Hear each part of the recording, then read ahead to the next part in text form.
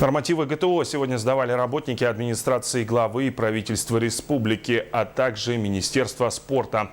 Отметим, что мероприятие проходит в рамках всероссийского старта ГТО, который проходит по всей стране с 7 по 13 сентября. В Якутии подготовили 8 центров сдачи норм ГТО по районным зонам, в том числе и Якутске. Напомним, нормативы могут сдать дети с 6 лет и взрослые старше 70 лет. ГТО включает в себя 11 ступеней в зависимости от возраста.